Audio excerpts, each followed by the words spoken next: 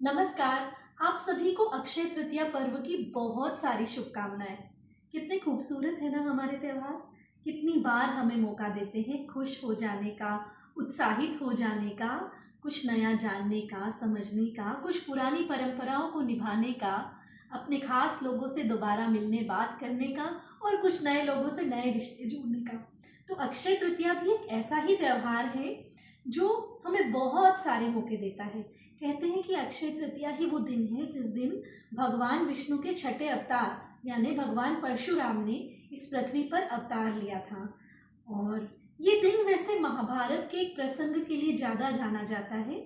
कहते हैं कि जब पांडव वनवास कर रहे थे तो दैनिक भोजन की व्यवस्था करना भी उनके लिए एक चुनौती थी।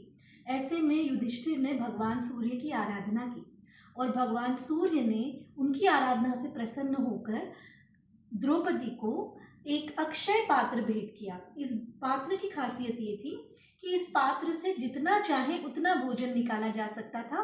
बस एक ही शर्त थी कि भोजन तब तक ही निकलेगा जब तक द्रौपदी स्वयं भोजन ना कर ले, एक दिन के लिए। अगले दिन फिर उस पात्र से भोजन निकाला जा सकता है तब तक जब तक द्रौपदी अपना भोजन ना कर ले।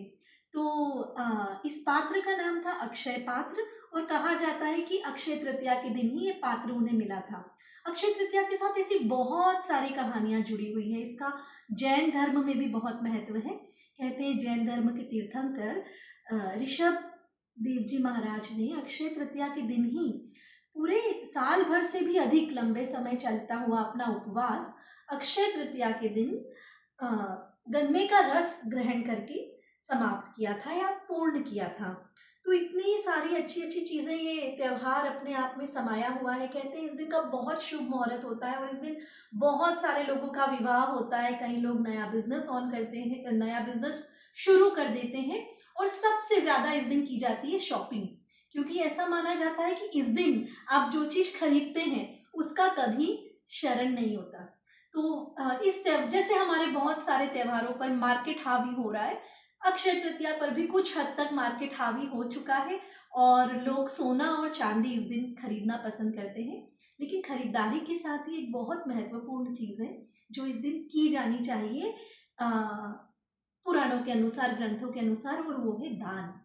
आप इस दिन खरीदारी करते हैं वो भी शायद अक्षय रहे और इस दिन यदि आपने कोई दान किया है तो वो दान भी अक्षय हो जाएगा। और अब मैं आती हूँ अपनी उन्हीं बातों पर। मेरे पास अगर कोई अक्षय पात्र होता ना तो मैं उस अक्षय पात्र में दुनिया भर की किताबें भर लाती, क्योंकि ये किताबें ही तो होती है ना जो हमें हमारी लोक कथाओं से, लोक परंपराओं से और बरसों पूर्व घटी हुई कुछ घटनाओं से, कुछ लिखे हुए ग्रंथों से परिचित करवा देती हैं। तो आज मैंने ये खास वीडियो इसलिए बनाई, हालांकि मुझे ऐसा लगता है कि हमारे जो धर्म ग्रंथ हैं उन्हें पढ़ने और समझने के लिए मुझे कभी कभी लगता है कि एक ज़िंदगी भी छोटी पड़ जाती है। पर फिर भी मैं यहाँ किताबों का जिक्र करना चाहूँगी, क्योंकि पिछले साल मेरे साथ एक वाकया हुआ। मैं कॉलेज के कुछ बच्चों के साथ न्यूज़ एनालिसिस का एक प्रोजेक्ट कर रही थी और बच्चे हैं, मजाक तो करते हैं। तो उस दिन न्यूज़पेपर्स में, भारत के बाहर छपने वाले न्यूज़पेपर्स में भी बहुत सारे ऐड छपे हुए थे। गोल्ड खरीदने की बात की जा रही थी जिन विज्ञापनों में। तो एक बच्चे ने, जिसका बिलीफ सिस्टम हमारे बिलीफ सिस्टम से अलग है, अपने दोस्त से पूछा व्हाट इज अक्षय तृतीया। दोस्त ने जवाब दिया इट्स अक्षय कुमार्स बर्थडे। हम सब थोड़ी देर के लिए हंसे, लेकिन unfortunately none of the student knows कि अक्षय तृतीया क्यों मनाई जाती है। और उनमें से बहुत सारे जो थे वो definitely born and practising Hindu थे।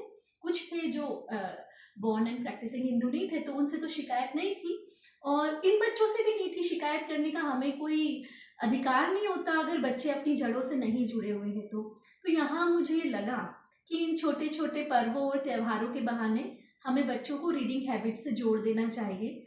चाहे वो किसी भी भाषा में रीडिंग करें, अध्ययन करें, हिंदी में करें या अंग्रेजी में करें, पर कम से कम अपनी अपनी परंपराओं को समझे, जाने। तो एक बार फिर आप सभी को अक्षय तृतीया की बहुत सारी शुभकामनाएं। उम्मीद करती हूँ कि ज्ञान की अक्षय परंपरा ऐसे ही चलती रहेगी। धन्यवाद।